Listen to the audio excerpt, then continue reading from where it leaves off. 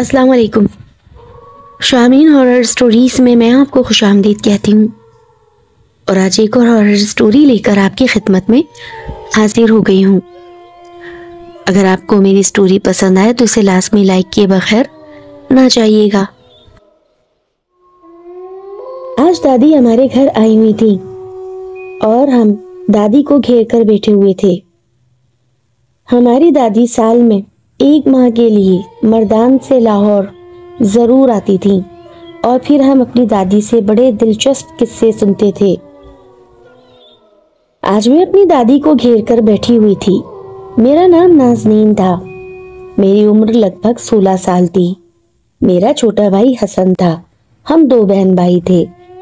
دادی ہمیں مردان کے جنگلوں کے ایسے اچھے اچھے قصے سناتی تھیں کہ جن سے ہم ہر وقت لطف اندوز ہوتے تھے۔ یہ 1 ماہ کب گزر جاتا تھا پتہ بھی نہیں چلتا تھا۔ تو دادی بتائیے، آج آپ ہمارے لیے کون سا قصہ لائی ہیں؟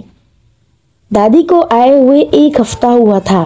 دادی کی طبیعت بیچ میں کچھ ناساز تھی۔ وہ شوگر کی مریضہ تھیں، لہٰذا ہم نے انہیں تنگ نہ کیا، لیکن ہمارے اندر کا جو ایک جستجو والا پہلو تھا اس سے ہم پیچھے نہ ہٹتے تھے۔ دادی کمبل سنبھالتے ہوئے بولی، بیٹا آج میں آپ کو اپنے بچپن کی ایک کہانی سناتی ہوں جو کہ میری پھپھو کے ساتھ پیش آیا۔ پہلے ہم سب اکٹھے ہی رہا کرتے تھے۔ آج میری پھپھو اس دنیا میں نہیں رہی، لیکن جب بھی میں وہ بات یاد کرتی ہوں تو میرے رونگٹے کھڑے ہو جاتے ہیں۔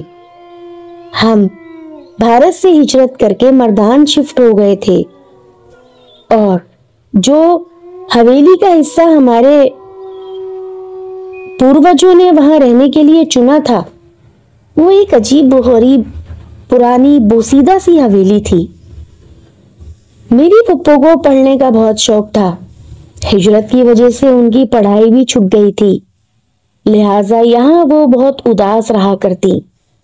یہ ایک چھوٹی سی حویلی تھی جس کا نام خان پور حویلی تھی۔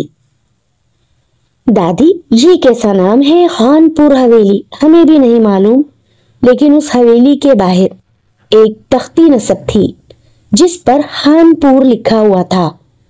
اب وہ جو کوئی بھی تھا اتنا ہم نہیں جانتے تھے۔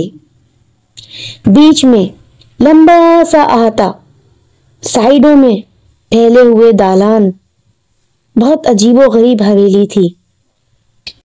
اچھا دادی، تو آگے بتائیے کیا ہوا؟ پھپھو کا نام کیا تھا آپ کی؟ بیٹا میری پھپھو کا نام سلطانہ تھا۔ اچھا، کتنا روب والا نام ہے یہ تو۔ ہاں، لیکن مجھے آج بھی یاد ہے۔ پر دادی آپ اس وقت کتنے سال کی تھیں؟ میں ہوں گی لگ بھگ 10-11 سال کی۔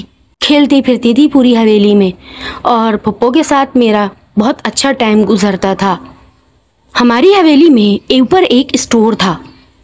اس اسٹور پہ ایک بہت بڑا سا تالا لگا ہوا تھا، لیکن ایک دفعہ کی بات ہے کہ پھپھو ایک رات وہاں بے ہوش پائی گئیں۔ اچھا، ہم بہت زیادہ مزے لے کر وہ کہانی سن رہے تھے۔ پھر کیا ہوا تھا دادی؟ کچھ نہیں، ابا جان نے شور مچا دیا تھا کہ دیکھو یہ سلطانہ یہاں کیا پڑی ہے، اسے اٹھا کے نیچے لے کے جاؤ۔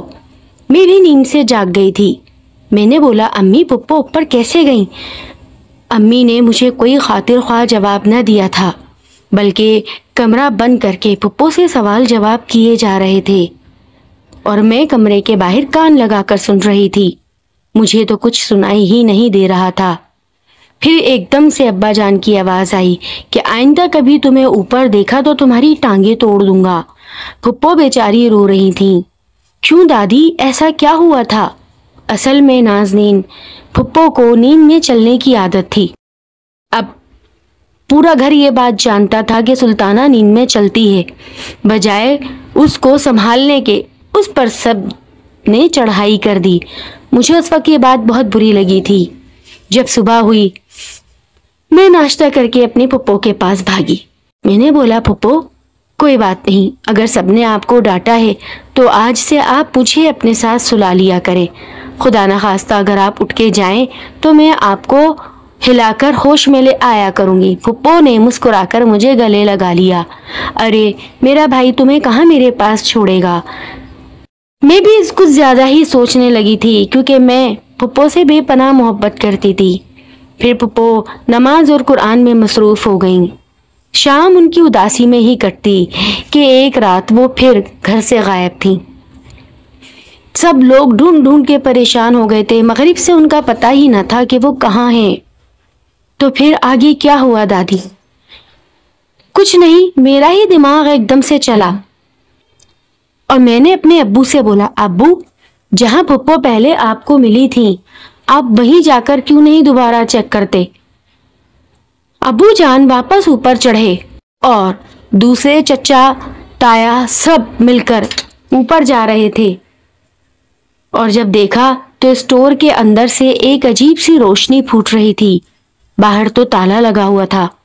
जब सबने ताला तोड़ने की कोशिश की, बिल आखिर वो ताला तोड़ने में कामयाब हो गए तो देखा फुप्पो अंदर ही कुर्सी पर पड़ी हुई थी। ऐसा कैसे हो सकता है? ये बात तो आज तक हमें भी समझ नहीं आई कि इतने बड़े ताले को तोड़कर फुप्पो अंदर कैसे गई और वो ताला बाहर वापस कैसे लग गया।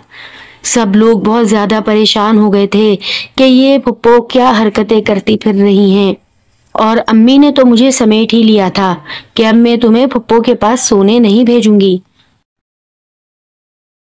अब्बू जान ने फुप्पो को बहुत बुरा उस रोज डांटा था कि सच सच बताओ ये सब क्या हो रहा है। फुप्पो मुसलसल रोए जा रही थी। उनकी जबान जैसे खामोश कर दी गई थी। उनके मुंह से एक अल्फाज नहीं निकल रहा था, बस उनकी आंखें फटी हुई थीं। तब अम्मी जान ने आगे बढ़कर फुप्पो को गले से लगाया था और ये बात बोली कि अब तुम जाकर मस्जिद से किसी मौलवी को लेकर आओ। हमारी बच्ची की हालत सही नहीं है। देखो इसका रंग जर्द पड़ चुका है। मुझे तो इस हवेली में ही कोई मसला लगता है। बिला वजह तुम मेरी बेटी के पीछे पड़े हुए हो। ये बात कहकर अम्मी ने फुप्पो सुल्ताना को गले लगा लिया था। अच्छा दादी, फिर आगे क्या हुआ? सब बहुत ज्यादा परेशान थे। फुप्पो को कमरे में बंद कर दिया था। उन्होंने खाया पिया कुछ न था। ज़ोहर की अज़ान हो गई थी और फिर मौलवी साहब आए थे। उन्होंने जैसे ही फुप्पो की हालत देखी तो वो फौरन ही समझ गए कि इनके ऊपर असरात हो गए हैं और अब शायद वो असरात इनके ऊपर कब्जा कर चुके हैं। ज़रा चलकर मुझे वो जगह तो दिखाओ जहाँ पर तुम्हारी बच्ची पाई गई। मौलवी साहब को पूरी हवेली क्रॉस कराते हुए जब ऊपर ले जाया गया, उन्होंने देखा कि एक स्टोर, उस स्टोर के बाहर एक बहुत बड़ा ताला था और वो ताला उन्होंने तोड़कर साइड में ही फेंका हुआ था। जैसे ही कुंडी खोली वैसे ही मौलाना साहब को अंदर किसी की मौजूदगी का एहसास हो गया था। उन्होंने थोड़ी देर तक तो कुछ पढ़ा और फिर उससे मुखातिब किया, क्या चाहते हो? एक भयानक करिया हंसी की आवाज़ आई थी। ये लड़की मुझे पसंद आ गई है। मैं यहाँ बरसों से कैद हूँ। ये हवेली एक हिंदू आमिल की थी और वो यहाँ बैठकर अमल करता था। मैं उसका बहुत पुराना कैदी जिन हूँ जिसको इस लड़की ने खोल दिया है। अब मैं आज़ाद हूँ, लिहाजा अब मैं इसको अपने साथ ले जाऊंगा और तुम सब तमाशा देखते रह जाओगे। और ख़बरदार अगर किसी ने मुझ पर पढ़ाई की कोशिश की, क्योंकि मैं इन पढ़ाइयों से बहुत ऊपर हूँ। मैं एक बहुत ताकतवर जिन हूँ। लेकिन वो लड़की तुम्हारे काबू में आई कैसे? छोड़ो, ये बातें मैं तुम्हें क्यों बताऊं? तुम्हें क्या लगता है कि मैं तुम्हारी बातों का जवाब दे हूँ? ये कहकर किसी नादीदा हस्ती ने मौलाना साहब को उठाया और दूर फेंक दिया। मौलाना साहब की एक करीहा चीख निकली थी, या अल्लाह, ये कौन सा जिन है? इतने में मेरे अब्बू बोल उठे, अरे भाई, हमें तो यहाँ हिजरत करके पहले ही इतनी तकलीफ़ों के बाद ये जगह मिली है और ऊपर से तुमने हमें, हमारी बेटी को इस हाल में पहुँचा दिया है। देखो, हम तुम्हें नहीं सताते, तुम्हें यहाँ रहना है, रहो, हम कभी ऊपर भी नहीं आएंगे, लेकिन मेरी बेटी को कुछ मत कहना। फिर से हंसी की आवाज़ आई, मैं तो अब यहाँ से चला जाऊँगा, साथ साथ तुम्हारी बेटी को भी ले जाऊँगा। और रही बात इन मौलानाओं की, तो ये ना सोचें کہ میں ہندو جن ہوں، میں خود ایک مسلمان جن ہوں، یہ مجھ پر کیا پڑھائیاں کرے گا؟ میں ایک بہت طاقتور عامل جن ہوں جو جہاں چاہے منٹوں میں پہنچ جاتا ہے۔ ابھی تھوڑی دیر میں تم لوگوں کو خود پتا چل جائے گا۔ یہ کہہ کر اس جن کی آواز تو بند ہو گئی تھی۔ ہم یہ سب باتیں دادی کی بہت غور سے سن رہے تھے۔ دادی پر اچانک ایک خوف سا طاری ہوا تھا۔ پھر کیا ہوا دادی؟ اتنی دیر میں ہماری امی بھی آ گئی تھیں۔ جی امی جان، پھر آگے کیا ہوا؟ اچھا، تو تم بھی سن رہی ہو؟ ظاہر ہے ہماری یہ خاندان کی ایک ایسی بات ہے جو کہ میں جانتی ہی نہیں ہوں، اور آپ کے بھی بچپن کا واقعہ ہے، تو پھر مجھے سن کر دکھ ہی ہو رہا ہے، خوشی تو نہیں ہو رہی۔ ہاں یہ بات تو ہے بیٹی، بیٹھ جاؤ۔ تھوڑی ہی دیر نہ گزری تھی کہ باہر سے امی کی چیخنے کی آوازیں آنے لگی۔ کمرے میں سلطانہ غائب ہو گئی ہے۔ میرے پلک جھپکتے ہی سلطانہ غائب ہوئی ہے۔ میں جو باہر بیٹھی تھی ایک دم سے امی کی چیخ سے باہر آئی۔ امی کہاں گئیں پھپھو؟ پتہ نہیں بیٹا کہاں گئیں پھپھو، لیکن وہ جہاں کہیں بھی ہوں گی نہ جانے کس حال میں ہوں گی۔ یہ کہہ کر امی بے ہوش ہو گئی تھیں۔ بھاگم بھاگ سب نیچے آ گئے تھے۔ تائی، چچی اور بھی لوگ اکٹھے ہو گئے تھے، لیکن افسوس ہماری سلطانہ پھپھو آنکھوں ہی آنکھوں میں غائب ہو گئی۔ وہ جن ہماری پھپھو کو شاید اپنے ساتھ لے گیا تھا، وہ تھی ہی اتنی پیاری، وہ تھی ہی اتنی نازک۔ اس دن کا دن کے بعد کچھ ہی روز نہ گزرے تھے کہ میرے دادا بھی اس دنیا سے چلے گئے، اور پھر باقی نظام میرے ابو نے ہی سنبھالا تھا۔ دادا کی قبر آج بھی مردان میں ہے، اور وہ حویلی ہم چھوڑ کر ہمیشہ کے لیے کچھ آگے ہی فاصلے پر شفٹ ہو گئے تھے، اور اس حویلی پر ہم نے تالا مار دیا تھا۔ اب تو خیر ہمیں نہیں معلوم کہ وہ حویلی آگے چل کے ابو جان نے شاید بیچ دی ہو، کچھ نہیں پتا۔ لیکن جب ہمارا ہوش ہم نے سنبھالا تو ہماری شادی ہو گئی، اور ہمیں قسم دی گئی تھی کہ یہ واقعہ کبھی کسی سے شیئر نہ کریں کہ ہماری ایک پھپھو کو ایک جن لے گیا تھا۔ تو پھر آج کیسے یاد آئی؟ ارے اب تو میرے بھی قبر میں پیر لٹک رہے ہیں، مجھے کیا معلوم اللہ کے گھر سے کب بلاوا آ جائے۔ تم بچوں کو بتانے کا مقصد یہ تھا کہ کبھی بھی کوئی بند جگہ یا ایسے دروازے جہاں عجیب و غریب قسم کے تالے پڑے ہوں ان کو ہاتھ نہ لگانا، یا ایسی بوسیدہ کتابیں جن پر دھول مٹی جمی ہوں ان کو بھی ہاتھ نہ لگانا، اور کسی ایسی جگہ سے محبت نہ کرنا جو سناٹے سے بھری ہو۔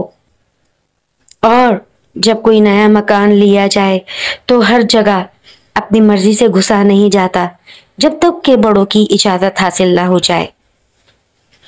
یہ واقعہ ایک ایسا واقعہ تھا جس نے ہمیں کافی اداس کیا، لیکن ہمیں ایک سبق بھی حاصل ہوا تھا، اور ساتھ میں ہمیں یہ بات بھی پتہ چلی کہ جنات انسانوں کو لے کر اپنی دنیا میں بھی چلے جاتے ہیں۔